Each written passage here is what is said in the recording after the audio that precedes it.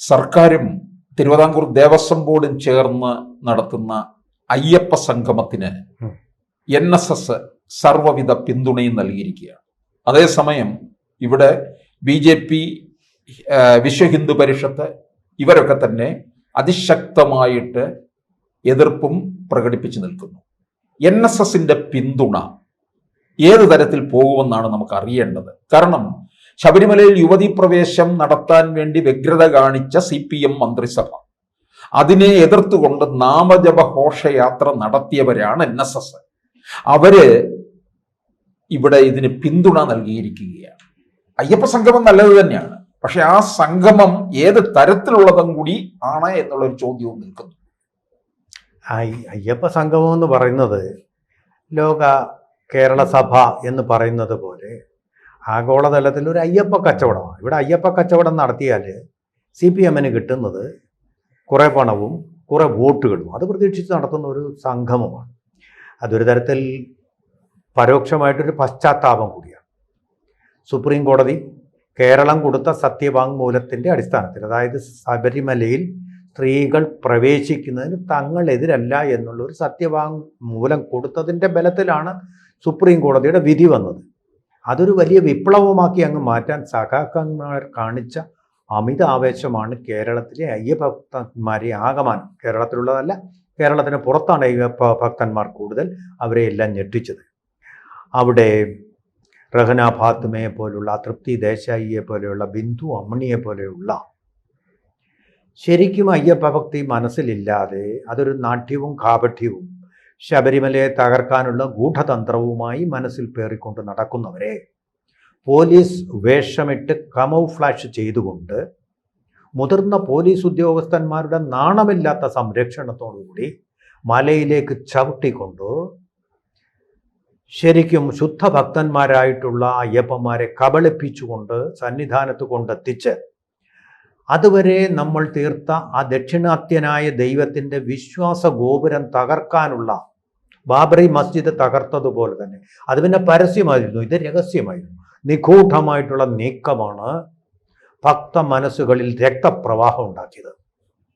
അതിൻ്റെ ഫലമായിട്ടാണ് NSSനെ പോലെ പുറത്തിറങ്ങി നടക്കാത്ത സ്ത്രീകളുള്ള സംഘടനകളുടെ വലിയൊരു ശക്തി പ്രകടനം പന്തളം കൊട്ടാരത്തിനു മുമ്പിൽ നിന്ന് ആരംഭിച്ച് നമ്മുടെ SH റോഡിലൂടെ വിവിധ വഴികളിലൂടെ പമ്പ പോലെ അല്ലെങ്കിൽ അച്ഛൻ കോവിലാർ പോലെ ഒഴുകി നടന്നത്. ഇതിന് സമാനമായിട്ട് ലോകത്ത് സംഭവിച്ച ഒരു കാര്യം, ഡച്ചുകാർ ആക്രമിക്കാൻ വന്നപ്പോൾ ഇന്തോനേഷ്യയിലെ ബാലിദ്വീപിലെ ജനങ്ങൾ SK പൊറ്റക്കാട് പറഞ്ഞതുപോലെ പൂപ്പൂത്താൻ എന്ന് പറയുന്ന ഒരു മഹാറാലിയായിട്ട് ഡച്ചുകാരുടെ മുന്നിലേക്ക് ചെന്ന് സ്വയം ആത്മഹത്യ ചെയ്യുന്നു. അതിനാണ് പൂപ്പൂത്താൻ എന്ന് പറയുന്നത് അവരുടെ ഭാഷയിൽ. അതിന് സമാനമായിട്ടുള്ള ഒരു ത്യാഗം പുറത്തിറങ്ങി ഇങ്ങനൊന്നും ചെയ്തിട്ടില്ലാത്ത സ്ത്രീകളാണ്, വിപ്ലവകാരികളായിട്ടുള്ള സ്ത്രീകളല്ല അവർ. ഒരു സമാധാനം കാംക്ഷിക്കുന്ന ആൾക്കാർ തിരുവനന്തപുരത്തും ഉണ്ടായി. അവരിൽ പലരെയും അറസ്റ്റ് ചെയ്തു അക്രമകാരികളെന്ന് പറഞ്ഞ്. ആ അറസ്റ്റ് ആദ്യം റദ്ദ് ചെയ്യൂ, അത് കഴിഞ്ഞിട്ടാകാം ആഗോള സംഗമമെന്ന് മാത്രമേ വിശ്വ ഹിന്ദു പരിഷത്ത് പറയുന്നുള്ളൂ. അല്ലാതെ നിങ്ങൾ സംഗമം നടത്തരുതെന്നല്ല പറയുന്നത്. ആ ശരിക്ക് ഹിന്ദു സമൂഹം ചെയ്ത ശരിക്ക് കൊടിയ ശിക്ഷകളാണ് കൊടുത്തിരിക്കുന്നത്. അത് പിൻവലിച്ച് മാപ്പ് പറയൂ എന്നാണ് വിശ്വ ഹിന്ദു പരിഷത്ത് പറയുന്നത്. അതേസമയം തന്നെ വലിയ രാഷ്ട്രീയം സമദൂരം എന്നൊക്കെ പറയുന്ന NSS അവരെ ക്ഷണിച്ചിട്ടുണ്ട്, അവർ ആ ക്ഷണം സ്വീകരിച്ചിട്ടുണ്ട്. പക്ഷെ അതിനു മുമ്പ് അച്ചാരമായിട്ട് അവരൊരു ഉറപ്പ് വാങ്ങിച്ചിട്ടുണ്ട്. അതെന്താണ്? അവിടെ ആചാരലംഘനം ഉണ്ടാവുകയില്ല എന്ന് പറഞ്ഞാൽ ബിന്ദു അമ്മണിയെ പോലുള്ള ആളുകൾക്ക്, ഗൂഢലക്ഷ്യങ്ങളുള്ള ആളുകൾക്ക് അവിടെ പ്രവേശനം അനുവദിക്കില്ല എന്നുള്ളതാണ്. പക്ഷെ അമ്മണി പരാതി വേറൊരു കാര്യമുണ്ട്. ഇപ്പം അയ്യപ്പ സംഗമം നടത്തുന്നത് പമ്പയിലാണ്. പമ്പ വരെ യുവതികൾക്ക് പ്രവേശമുണ്ട്. അതിന് മുകളിലോട്ടാണ് അവരെ യുവതി പ്രവേശം അനുവദിക്കാത്തത്. ശരി തന്നെ. ഇപ്പൊ വിളിച്ചില്ലെങ്കിലും എനിക്കോ രാജേന്ദ്രനോ ബിന്ദു അമ്മണിക്കോ അവിടെ ചെല്ലാം. അല്ല, പറ്റില്ല. ഡയമണ്ട്, ഗോൾഡ്, സിൽവർ എന്നുള്ള റേറ്റ് കാർഡുകൾ പാസ് വേണം അവിടെ പോവാനേ. അല്ല, അത് ചിലപ്പോൾ അവിടെ അവർ വെക്കുന്ന ഒരു ഹാളിലായി, ഓപ്പൺ സ്പേസിലായിരിക്കും, പമ്പ മണൽ തിട്ടയിലായിരിക്കാം. പക്ഷേ പിന്നെ ബിന്ദു അമ്മണിക്ക് വേണമെന്നുണ്ടെങ്കിൽ ഗണപതി കോവിൽ ദർശനത്തിന് വേണ്ടി, ഹനുമാൻ സ്വാമിയുടെ ദർശനത്തിന് വേണ്ടി ഞാൻ വന്നതാണ് എന്ന് പറഞ്ഞ് അന്നേ ദിവസം ശബരിമല നട തുറന്നിരിക്കുന്ന അവസരമാണത്, ഈ സെപ്റ്റംബർ 20 എന്ന് പറയുന്നത്. അപ്പൊ അവിടെ വരെ എല്ലാവർക്കും പോകാം. ഈ ഇവര് വിളിക്കുന്ന വിദേശ പ്രതിനിധികൾ അടക്കമുള്ളവർക്ക് പ്രത്യേക ഇരിപ്പിടങ്ങളും കാര്യങ്ങളും ഉണ്ടാകാം. ബാക്കിയുള്ളവർക്കും വരുന്നവർക്കും അവിടെ അതിനകത്ത് പങ്കുചേരാമെന്നാണ് അറിയുന്നത്. ഒരു കുഴപ്പമില്ല, പങ്കുചേരുന്നതിന് കുഴപ്പമില്ല. NSS ഉദ്ദേശിക്കുന്നത് അവിടെ ബിന്ദു അമ്മണിയെ പോലെ, രഹന ഫാത്തിമയെ പോലെ, തൃപ്തി ദേശായിയെ പോലുള്ള ആളുകൾ അവിടെ വേദി കൈയടക്കിക്കൊണ്ട് ഈ നവോത്ഥാനം വേണം, ശബരിമലയിൽ സ്ത്രീകൾക്ക് പ്രവേശനം അനുവദിക്കണം, അല്ലെങ്കിൽ അനീതിയാണത്, ആർത്തവ സമയത്തും സ്ത്രീകളെ ഇവിടെ പ്രവേശിപ്പിക്കണം, എന്താണ് കുഴപ്പം, സ്ത്രീകൾക്ക് മനുഷ്യാവകാശം ഇല്ലേ എന്ന് ഘോര ഗംഭീരമായിട്ടുള്ള പ്രസംഗങ്ങൾ നടത്തിക്കൊണ്ട് ആ അന്തരീക്ഷത്തെ മലീമസമാക്കുന്നതും അനാചാരം തന്നെയാണ്.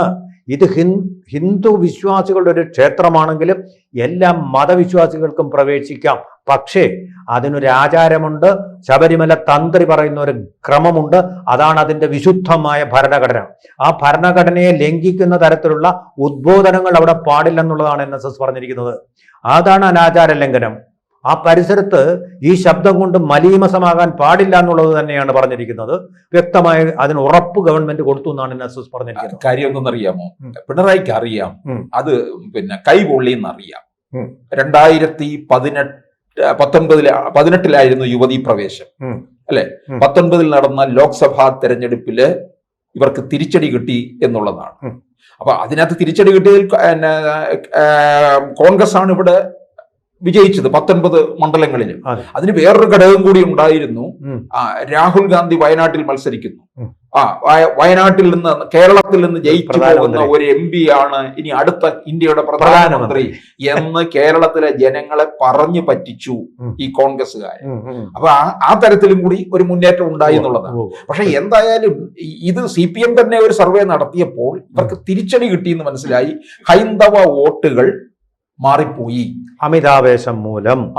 ഇത് തിരിച്ചു പിടിക്കാൻ വേണ്ടിയാണ് സംഘം ഇപ്പോൾ ഈ സംഗമം നടത്തുന്നത്. ഞങ്ങൾ പിന്നെ ശബരിമലയോടൊപ്പം ഉണ്ട്, ഞങ്ങൾ ഹൈന്ദവരോടൊപ്പം ഞങ്ങൾ ഉണ്ട് എന്ന് ബോധ്യപ്പെടുത്തുന്നതിന് വേണ്ടിയുള്ള ഒരു ശ്രമമാണ്. ശരി, വളരെ ശരിയായിട്ടുള്ളൊരു കാര്യമാണ്. ഏത് കാർഡ് എപ്പോൾ പ്ലേ ചെയ്യണമെന്ന് കറക്റ്റായിട്ട് CPM-ന് അറിയാം. അതാണ് എൻ്റെ തന്ത്രം. നോക്കൂ, ഇപ്പോൾ തന്നെ സപ്ലൈകോയിൽ വില കുറച്ച് എല്ലാ സാധനങ്ങളും ഇപ്പോൾ ഒക്കെ പരാതിയില്ല. ശബരിമല തീർത്ഥാടന കാലത്ത് ഒറ്റ പരാതിയില്ല. ഇപ്പോൾ ആഗോള സംഗമം കൂടി നടത്തുന്നതോടുകൂടി ഇവർ അയ്യപ്പന് വേണ്ടി ഇത്രയും ചെയ്തവരാണല്ലോ, വിശ്വാസികളല്ലെങ്കിലും ആയിക്കോട്ടെ എന്നൊരു ജനമനസ്സ് വരും. അതേസമയം കോൺഗ്രസിന് കാർഡ് കളിക്കാനേ അറിയില്ല. രാഹുൽ മാങ്കൂട്ടത്തിനെതിരെ വന്ന ചാലഞ്ച് ഒരു ചാൻസാക്കി അവർക്ക് മാറ്റാൻ പറ്റുമായിരുന്നു. രാഹുൽ MLA സ്ഥാനം കൂടെ രാജിവെച്ചുകൊണ്ട് മുകേഷ് MLA രാജിവെക്കൂ, ഇദ്ദേഹത്തിനെതിരെ ടെലിഫോണിക്കലായിട്ടുള്ള കോൺവെർസേഷൻ വന്നു എന്നാണ് പറയുന്നത്. പെൺകുട്ടി ഇതുവരെ പരാതി കൊടുത്തിട്ടില്ല. പക്ഷെ മുകേഷിൻ്റെ ഇത് പിന്നെ 2 പേര് തമ്മിലൊരു റിലേഷനാണ്, ഭാര്യയല്ല. പക്ഷെ മുകേഷിൻ്റെ ഭാര്യ ഔദ്യോഗികമായിട്ടുള്ള ഭാര്യ, രജിസ്റ്റർ ചെയ്യപ്പെട്ട ഭാര്യ, ഭാര്യയായിട്ട് ഒപ്പിട്ടിട്ടുള്ള ഭാര്യ പറഞ്ഞ പരാതികൾ കേട്ടാൽ ചങ്കു പൊട്ടാത്ത അമ്മമാരുണ്ടാവില്ല. അവരെ കണ്ണീരോടുകൂടി അവർ പറയുന്ന കാര്യങ്ങൾ ഇന്നും പബ്ലിക് ഡൊമൈനിലുണ്ട്.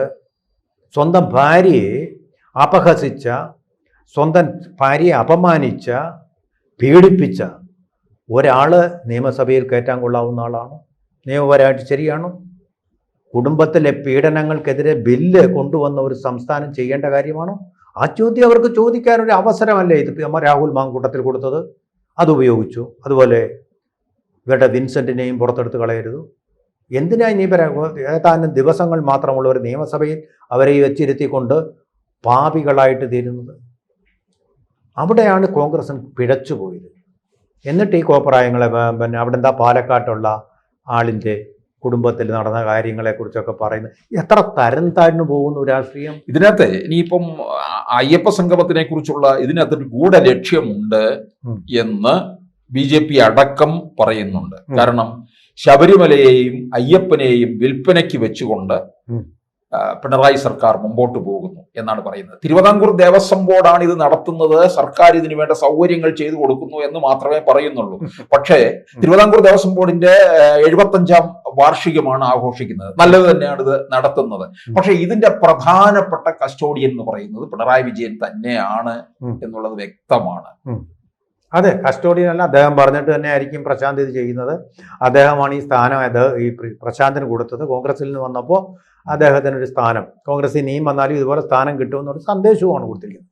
ഈ കച്ചവടത്തിൽ CPM വിജയിക്കുമെന്ന് തന്നെയാണ് എൻ്റെ ഒരു പ്രതീക്ഷ. കാരണം ഇപ്പോഴത്തെ അവസ്ഥയിൽ കോൺഗ്രസ് തരകർന്ന് തരിപ്പണമായിരിക്കുക എല്ലാ നിലയ്ക്കും. സുഗമമായിട്ടുള്ളൊരു വിജയം അയ്യപ്പൻ്റെ അനുഗ്രഹത്തോടു കൂടി. എനിക്കിനി അറിയത്തില്ല, ഈ മാധവ പൊതുവാള് MV ഗോവിന്ദനോട് പറഞ്ഞ് ഇതാണോ ഇങ്ങനെ സംഘടിപ്പിക്കുന്നു ആണോ എന്ന് അറിയത്തില്ല. അദ്ദേഹം കാണാൻ പോയിരുന്നു കണ്ണൂരിലെ മാധവ പൊതുവാളിനെ, ജോത്സ്യനെ കാണാൻ പോയിരുന്നു. അദ്ദേഹം നിർദ്ദേശപ്രകാരമാണോ പിണറായി ഈ ആചാരം അവിടെ നടത്തുന്നത്? എന്തായാലും ആ ആചാരം അതിൽ അദ്ദേഹം ഉദ്ഘാടനം ചെയ്യാനും വന്നത് നല്ല കാര്യം തന്നെ. അയ്യപ്പൻ്റെ നടയിലേക്ക് അദ്ദേഹത്തിന് പോകേണ്ടി വന്നിട്ടില്ല. അയ്യപ്പൻ ഒരിക്കലും മുഖ്യമന്ത്രിയുടെ ക്ലിഫ് ഹൗസിലേക്ക് വന്നിട്ടില്ല. പക്ഷേ അയ്യപ്പൻ്റെ സവിധത്തിലേക്ക് അദ്ദേഹത്തിന് പോകേണ്ടി വന്നു. അത് കാലം കാത്തുവെച്ച ഒരു കാവ്യനീതിയാണെന്ന് നമുക്ക് വിശ്വസിക്കാം.